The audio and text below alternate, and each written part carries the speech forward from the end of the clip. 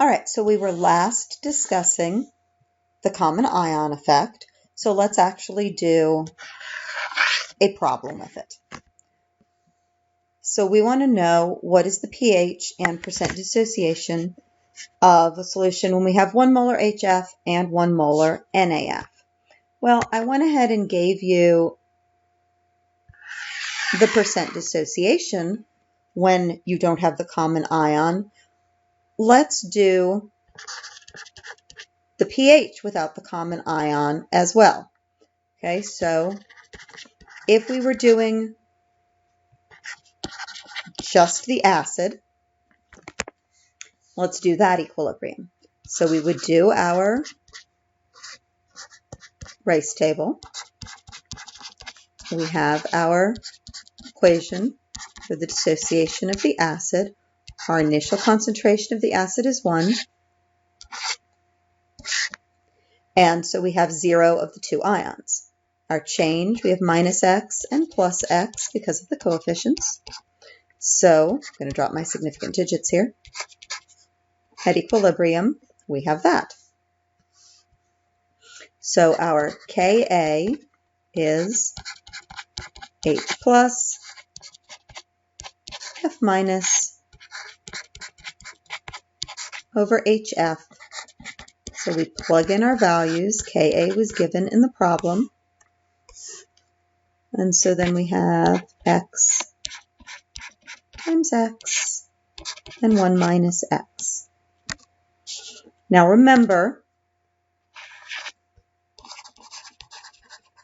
we did our approximations by dropping that minus x, but since we can do our numeric solver, let's go ahead and keep it. So on the calculator, math, last thing in the list, we've got our numeric solver. Remember, for numeric solver,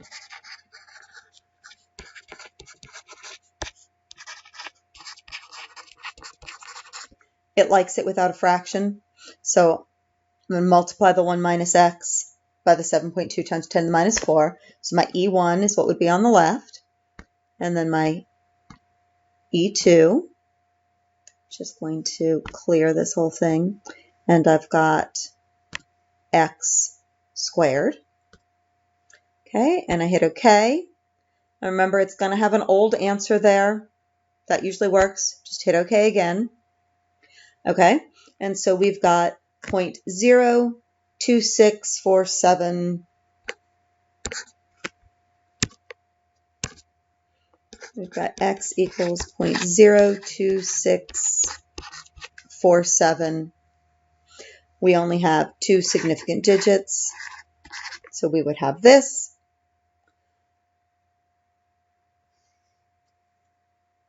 And percent dissociation is this over the original, which matches with the 2.7%. pH is negative log of the hydrogen ion. So I'm going to go ahead and use our unrounded one. So second quit to get back there, and I've got negative log of 0.02647, and I get 1.58 for my pH. Okay. Now we just did that for comparison's sake. What I really want to do is the common ion problem. So how does this change when we have a common ion? We're still going to do a rice table. We still have the same reaction. We still have 1 molar hydrofluoric acid to begin with, but because of our sodium fluoride, our initial concentration of fluoride is 1. Our initial concentration of hydrogen ion is 0. The change is the same as it was in the first problem. So now we have 1 minus x, x, and 1 plus x. Our expression for Ka is the same.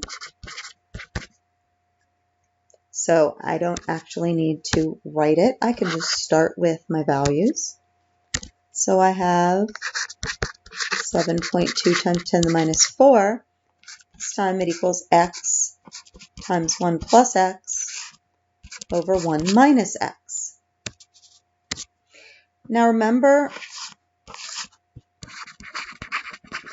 our approximation says we can drop these because they're so small. Well, if we did that, look what we get. 7.2 times 10 to the minus 4 is equal to x. And remember, x is our hydrogen ion. But we can use the numeric solver, so let's do it. I didn't need a second function here. So let's just get out of that. And math, numeric solver. That would be the same. And then here, let me just clear it all. And I would have x times 1 plus x. And then hit OK. It's still got my answer from 4, so hit OK again. And look what I get. 7.19 times 10 to the minus 4. 189 times 10 to the minus 4 from the numeric solver.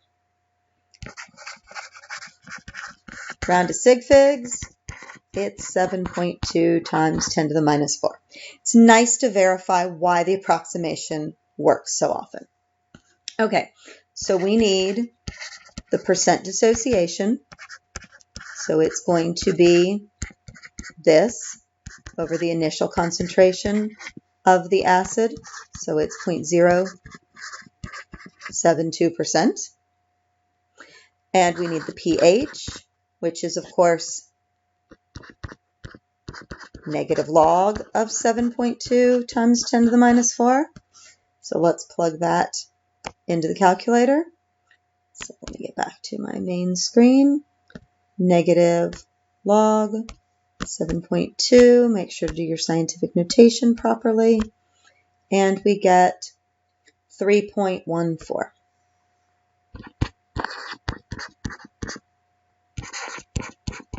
So you can see that since we had much less dissociation, we have less hydrogen ion, so a higher pH.